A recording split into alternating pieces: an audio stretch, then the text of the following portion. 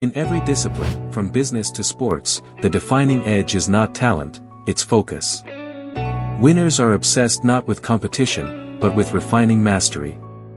While others compare, they concentrate. Success, to them, isn't a scoreboard, it's a mirror reflecting human potential at its sharpest clarity. When winners wake in the morning, their first thought is creation. Losers, instead, awaken to narration, a never-ending replay of others' victories. The distinction lies in attention economy, one invests inward, the other outward. Focus, like capital, compounds wherever it's placed most consistently. In the psychological arena, attention is currency. Winners understand that where focus flows, energy grows. Every minute consumed watching peers succeed is a minute subtracted from building their own foundation. Losers unintentionally finance others' dreams with their distraction. The wealthy and successful rarely gossip, they strategize. They study trends, not individuals. Their ambition is expansion, not imitation. When envy attempts to creep in, they convert it into analysis, extracting methods, not emotions. This alchemy of mindset transforms jealousy into growth. In contrast, those who lose their way treat others' achievements as entertainment. Social media becomes their stage for comparison, each scroll a withdrawal from their self-esteem account. They applaud, critique, or mock, but seldom act. Their focus fuels a cycle where distraction feels like diligence. Winners, however, build solitude into their schedule as an asset. They retreat, not to escape, but to architect. Their silence is not absence, it's incubation. The greatest empires are constructed away from the audience, where clarity sharpens and strategy crystallizes without noise. Financial psychology reveals this pattern clearly. The wealthy seldom chase public approval, they chase principles. Compound interest, discipline, delayed gratification, these invisible forces create visible outcomes. Those focused on validation remain broke in both wallet and willpower. Winners thrive on feedback loops that improve internal metrics. Instead of asking, who is ahead, they ask, what can I refine? Every misstep becomes data, every setback, a recalibration.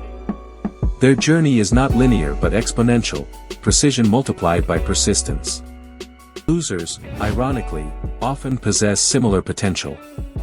Yet their gaze shifts outward so often that vision grows blurry. They see opportunity everywhere but never claim one.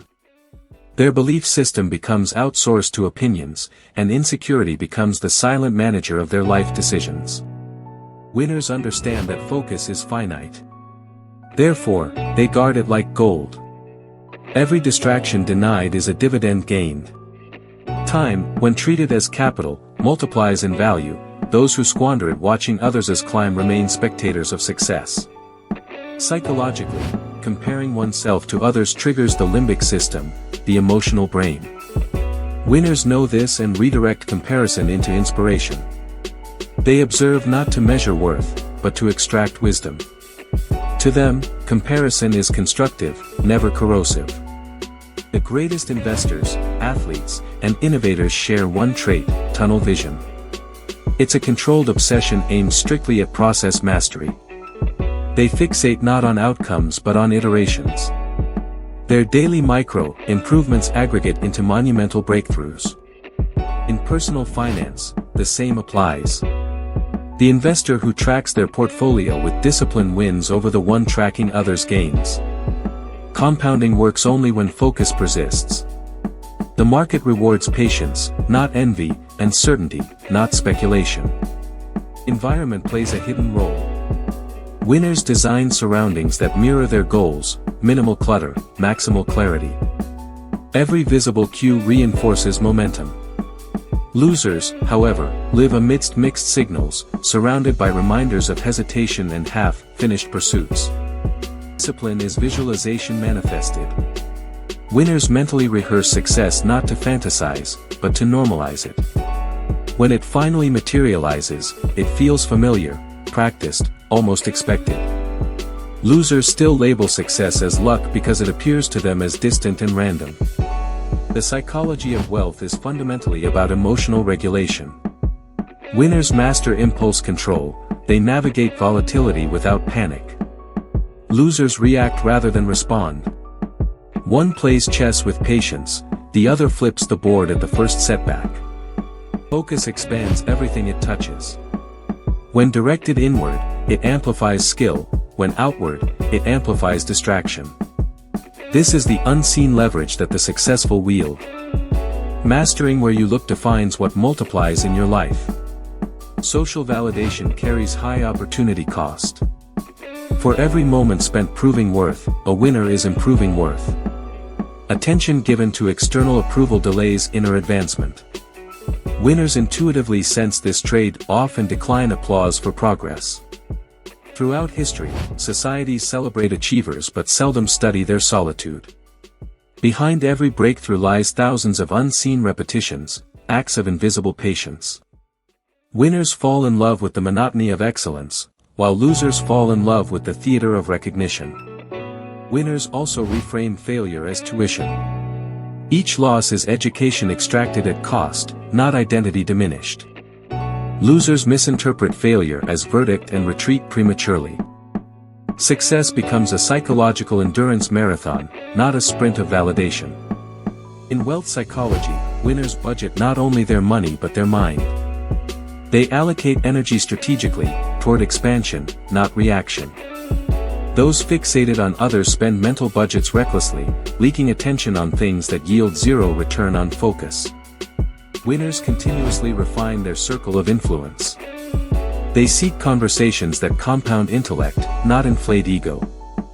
Energy alignment is their investment filter. If it doesn't scale growth, it's politely declined.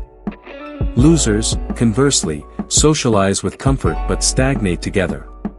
Self-awareness is their compass.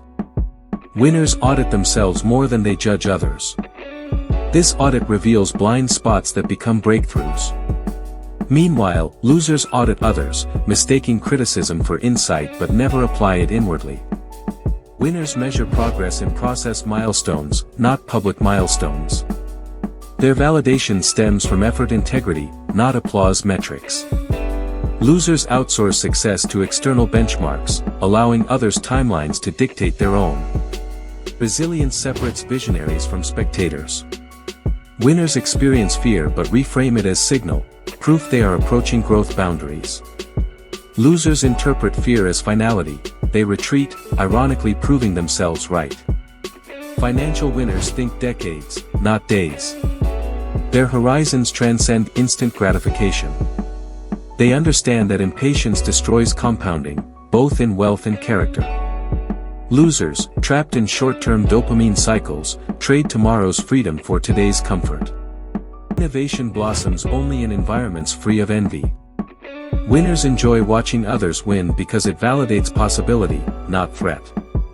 This optimistic lens sustains creativity. Losers misread others' growth as their own decline.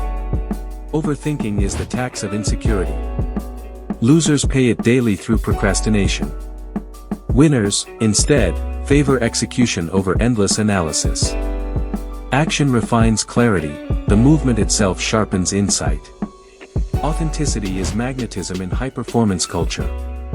Winners attract opportunity because they operate from genuine alignment, not imitation. Their focus on self-mastery inadvertently inspires others. Losers chase trends, diluting their uniqueness. The highest achievers detach identity from outcome. They win quietly, lose gracefully, and recalibrate fast. This emotional diversification immunizes them from volatility. Losers attach identity to verdict, so each failure magnifies self-doubt.